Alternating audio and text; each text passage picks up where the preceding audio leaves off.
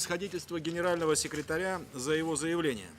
Сейчас я предоставляю слово представителю Афганистана. Прошу вас. Thank you. Mr. President, thank you for convening today's very important meeting, which includes the extension of UNAMA's mandate. I also wish to congratulate you on your assumption of the presidency for the month of March.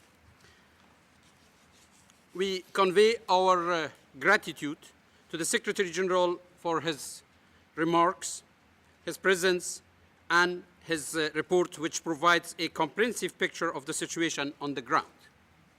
I extend my appreciations to Special Representative Kubish for joining us today. I wish to thank Foreign Minister Carr for honoring us with his presence and participation. I would like to seize this opportunity to thank the members of the Council for the spirit of cooperation and openness showing during the course of negotiations.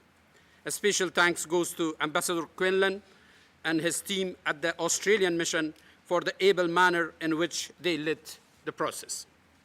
Mr. President, in just 2 days, the Afghan New Year will begin, a year in which transition to full Afghan responsibility is central to our efforts. A year that will take us to the next elections, a year to bring an end to war, and a year for building confidence and resilience.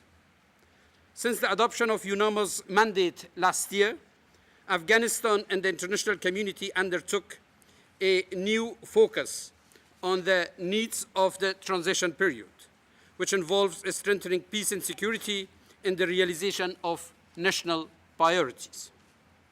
Together with the international community, we developed the parameters of future cooperation to ensure building a peaceful, stable, prosperous Afghanistan that's able to stand on its own feet.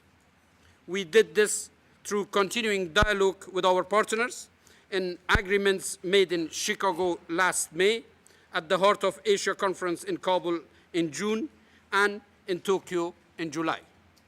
More will need to be done to crystallize all aspects of cooperation between Afghanistan and the international community, including the shaping of our relations with the region. Mr. President, a successful and orderly transition to Afghan ownership and leadership is about a continuous focus on 5 priority areas. First, strengthening Afghan national sovereignty and national ownership and leadership are central to transition.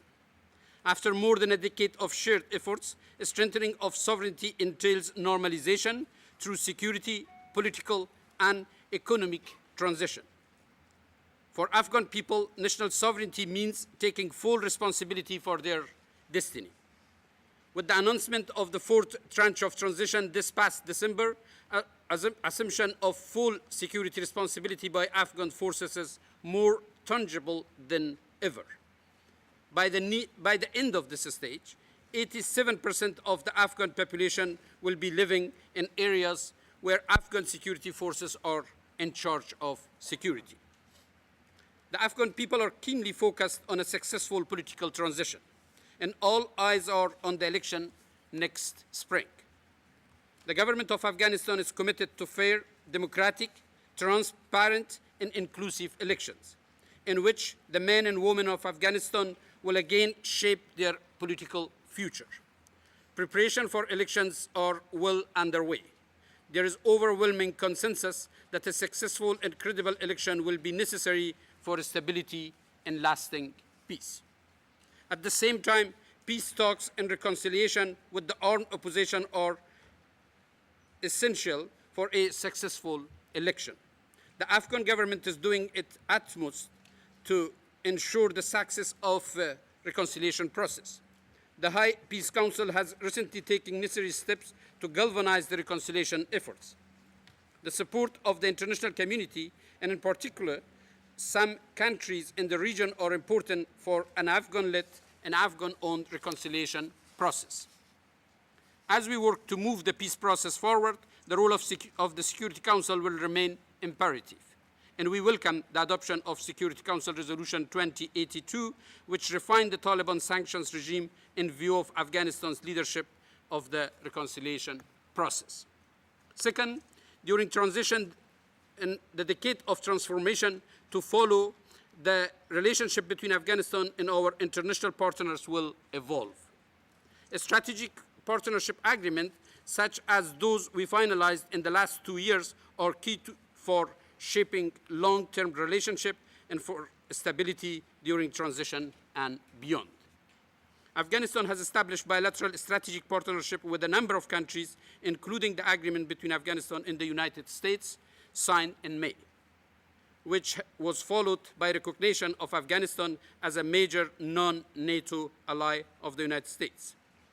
Talks are ongoing to conclude the security agreement between the two countries, which will be finalized in due course. Just last month, we signed a strategic partnership with Norway. We are now defining parameters of similar partnerships with Denmark and Finland. With the transition, Afghanistan is entering a new era of relations with the international partners, and we are committed to basing our strategic cooperation on bilateral frameworks, an important step towards normalization of the situation. Our close partnership with NATO has been a significant source of progress for stabilization efforts. We look forward to furthering our partnership into the transformation decade ahead. In this context, we welcome the important discussions which took place at the NATO Defense Ministers meeting in Brussels on 21-22 February, where NATO took concrete steps towards planning, improved capabilities, and reinforced their commitment to NATO's post-2014 role of training, advising, and assisting Afghan national security forces. Such strategic cooperation will ensure the future sustainability of Afghan national security forces. Third, economic transition and aid delivery will be crucial for the sustainability of transition. This requires the commitment of the international community for supporting our self-reliance strategy through the transformation decade. The Tokyo conference last July was about not letting the drawdown of international combat forces affect Afghanistan's strides towards stability and prosperity. It will be important to see how realization of the mutual commitments made in Tokyo will help us to address humanitarian and development challenges essential for not only stability, but the sustainability in Afghanistan. Afghanistan is committed to upholding the agreements made in Tokyo, which include commitments in the areas of equitable elections, good governance, and rule of law, human rights, including women's rights, and inclusive and sustainable development. We look forward to continuing to work with our international partners on the basis of Tokyo Mutual Accountability Framework. The economic transition is also about improving aid effectiveness, ensuring alignment with national priorities, and accountability and transparency of aid spending. Aid delivery and efficiencies are particularly important at a time in which we not only face economic instability as a result of conflict, but unemployment and poverty remains significant problems. Capacity building for Afghan institutions to address the challenges ahead will be essential. It is crucial that the international community's support is in line with national priorities and it is channeled through the Afghan budget as agreed in 2010 Kabul conference. It's also important that aid delivery is based on emerging needs on the ground and is directed to areas where needs is greatest. Afghanistan is ready to be held accountable for any penny it spends, and we believe the commitments made in Tokyo will facilitate a sustainable economic future for Afghanistan. Fourth, relations with Afghanistan's neighbors and countries in our greater region are critical for stability and progress. Afghanistan is developing its bilateral and multilateral relations in all areas with countries in the region. We are in the center of the Heart of Asia process and see this cooperation as essential for peace and stability. Our partnership with all countries in the region can be mutually beneficial. Afghanistan can serve as an economic bridge in an increasingly globalized region that is seeking progress and prosperity. At the Heart of Asia meeting in Kabul in June 2012, participating countries agreed upon a series of confidence-building measures regarding a range of issues, a number of which were endorsed in February in Baku. We look forward to the next ministerial meeting in Almaty in April. We are engaged with a number of countries on our path to normalization, which includes helping our reconciliation process. Most recently, we have continued trilateral discussions with Pakistan and the United Kingdom, as well as other forums to help cooperation. We are hopeful about the outcome that will result from our joint efforts. Fifth, successful transition will require effective partnership with the United Nations. Since 2001, the United Nations has been at the center of the coordination of international efforts in Afghanistan. We appreciate the important role it has played. More recently, we have seen how the UN is adjusting its role to meet the needs of transition. In this regard, the UN underwent a comprehensive review of its activities in Afghanistan in 2011.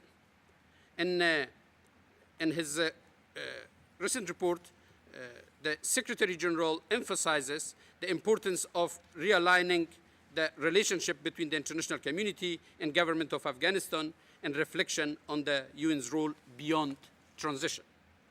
As we complete transition and transfer full responsibility to the Afghan government, we can envisage normalization of the UN's activities in the years to come. Aid coherence, one UN, and greater accountability are important for Afghanistan, the UN itself, and donor countries.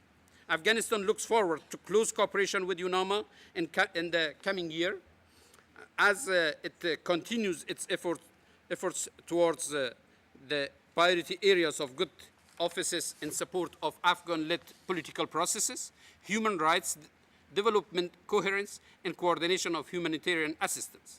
In this regard, we welcome renewal of mandates of UNAMA, which has continually evolved to reflect and reinforce the principles of Afghan ownership and leadership.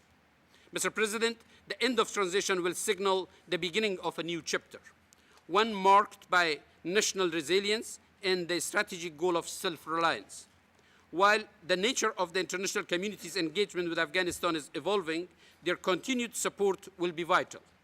Full realization of sovereignty and self-reliance will make Afghanistan a more effective partner for the world. But achieving this requires the trust, confidence, and long-term commitment of the international community. Afghanistan looks forward to lasting cooperation with our international partners towards enduring peace, stability, and prosperity in the country. I thank you, Mr. President. Я благодарю представителя Афганистана за его заявление. Насколько я понимаю, Совет готов приступить к голосованию по проекту резолюции, находящемуся на его рассмотрении. Сейчас я поставлю данный проект резолюции на голосование. Прошу голосующих за проект резолюции, содержащийся в документе С-2013-164, поднять руку.